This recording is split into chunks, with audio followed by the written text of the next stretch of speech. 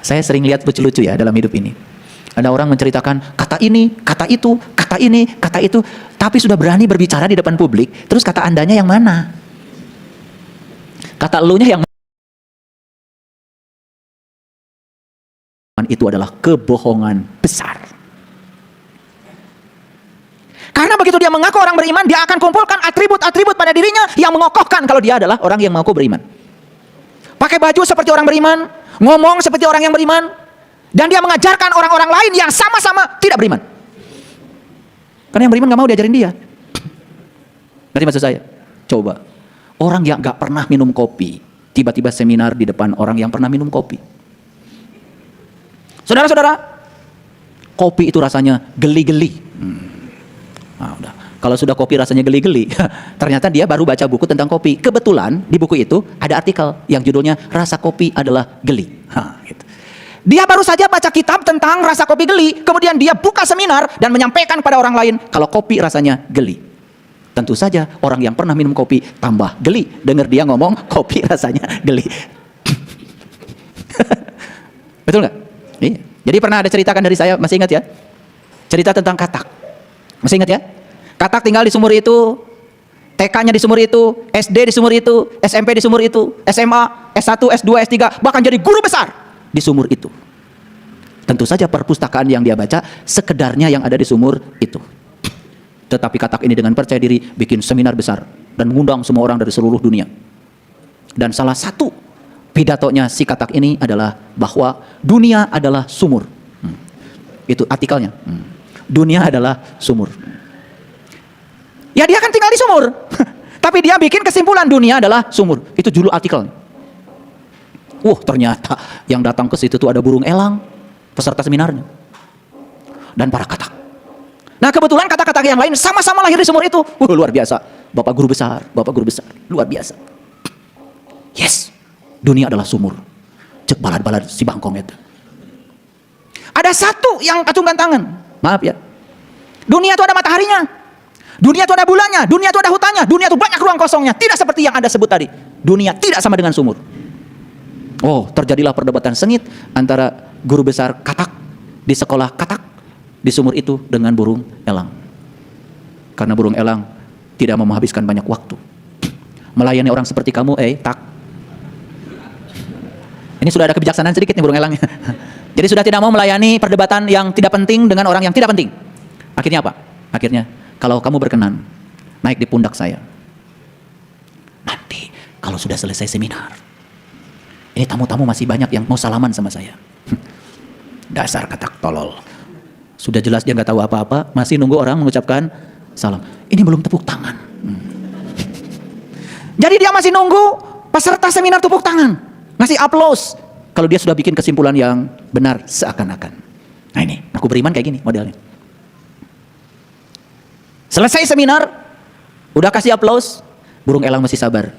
Dan kemudian si katak itu disuruh naik di pundaknya. Begitu naik di pundaknya, keluar. Tepat di bibir sumur, si katak itu mengatakan, ternyata dunia banyak kosongnya ya, terang lagi. Di situ dia mengalami pencerahan. Di situ dia mengalami pencerahan, berubah paradigmanya. Ternyata selama ini kesimpulan saya salah. Setelah mengalami pencerahan pun si katak masih berbisik sama burung elang, tolong jangan dikasih yang tahu yang lain ya. Kalau kamu ketemu dengan kata-kata lain yang ikut seminar dengan saya tadi, tolong jangan diberitahu. Masih kayak gitu sih, dasar katak. Makanya ada istilah kan, seperti katak dalam. Nah itu, kurang gaul. Itu yang disebut dengan kuper. Nah jadi kuper itu kurang pergaulan. Bahasa Arabnya kafir. Nah, jadi kuper itu dari kafir sebetulnya. Tertutup, kurang pergaulan. Nah itulah, karena dia mengaku dia itu sebagai orang yang tahu, maka dia mencari atribut untuk meyakinkan orang supaya dia disebut sebagai orang yang tahu. Padahal dia sedang menipu siapa? Dirinya sendiri. Makanya pantas kalau ada ayat yang mengatakan fi qulubihim maradun fazadahumullahu marada. Jadi penyakitnya bertambah parah. Penyakit apa? Penyakit bohongnya. Saya sering lihat lucu-lucu ya dalam hidup ini. Ada orang menceritakan kata ini, kata itu, kata ini, kata itu, tapi sudah berani berbicara di depan publik, terus kata andanya yang mana? Kata elunya yang mana? Saya nggak ngerti. Mohon maaf ya. Kata kitab suci pun kalau Anda belum mengalami, ada peringatan di Quran. Ya ayyuhallazina amanu lima taquluna ma la taf'alun. Kabura maqtan indallah an taquluna ma la taf'alun. Jangan kamu mengatakan sesuatu yang kamu tidak mengalami, tidak memahami, maka Allah tidak ridho kalau kamu mengatakan itu. Makanya orang yang semacam itu tidak dapat izin bicara. Jadi sebetulnya izin bicara itu adalah bukan dari Allah. Yang mengizinkan kita bicara adalah pengalaman pribadi kita. Saya boleh berbicara tentang rasa air ini karena saya kebetulan sudah meminumnya berkali-kali. Yang belum meminum di gelas yang sama, tolong jangan berbicara air ini. Anda bicara air yang lain yang Anda tahu. Paham? Nah, disitulah pentingnya kita jujur pada diri sendiri. Jadi saya baru kupas dua saja ciri orang beriman dengan yang mengaku beriman. Bedanya kan sangat berbanding terbalik. Nah, apalagi kalau dibahas yang lainnya, waduh, ya. Wa iza qila lahum la tufsidu fil ardh qalu innama nahnu muslihun. Orang yang mengaku beriman itu kemana-mana dia menganggap seakan-akan dia sedang membangun peradaban. Padahal sesungguhnya dia kemana-mana membangun kerusakan, membangun perpecahan, menebarkan kebencian, bahkan atas nama agama dan Tuhan.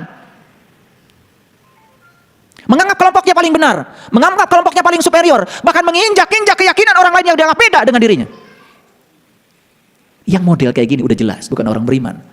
Ini orang yang mengaku beriman. Kalau orang beriman sudah sampai kepada Tuhan, pasti penuh welas asih, toleransinya tinggi. Dia tidak mungkin menciptakan kerusakan di muka bumi. Karena semua orang yang membuat kerusakan di bumi besar ini, satu penyebabnya. Karena dia suka membuat kerusakan di bumi kecilnya. Kalau Tuhan yang ada dalam dirinya dia bohongi, apalagi orang lain.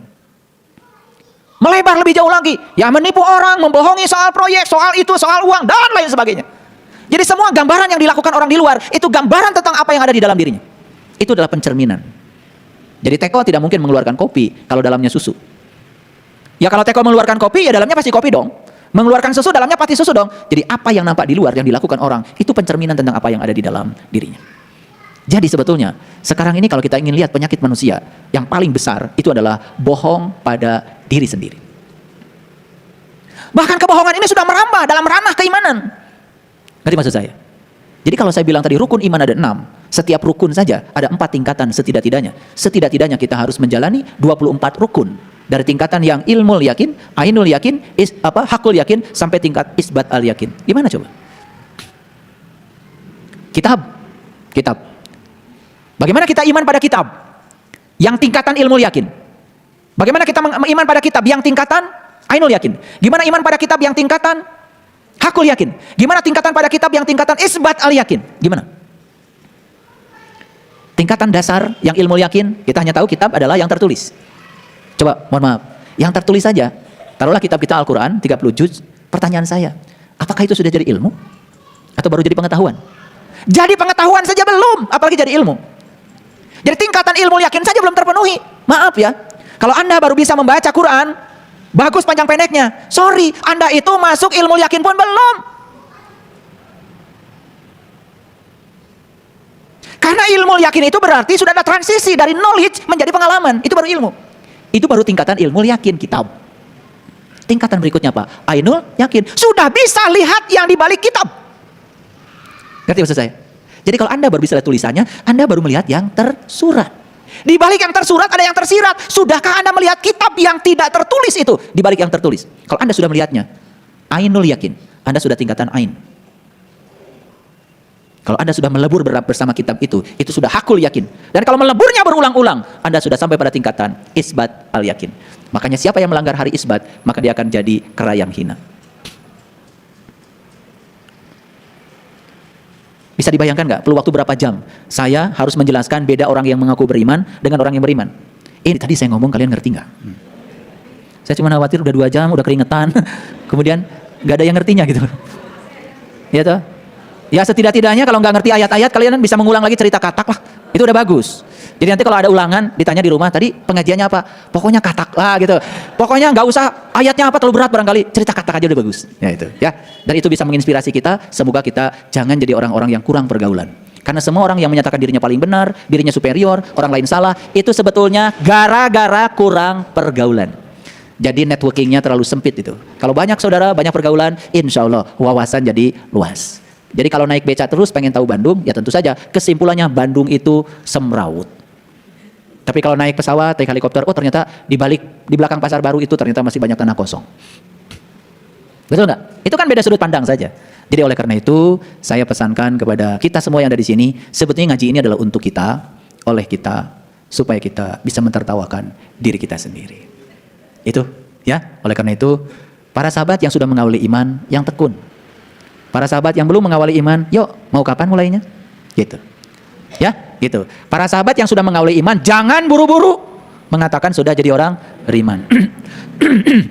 Buktinya tadi saya cek masih bohong pada diri sendiri. Betul? Oke, itu aja ngajinya sebetulnya sempit sekali hari ini ya. Tetapi kalau saya berbicaranya luas, yaitu supaya penjelasannya lebih komprehensif. Terima kasih. Assalamualaikum warahmatullahi wabarakatuh.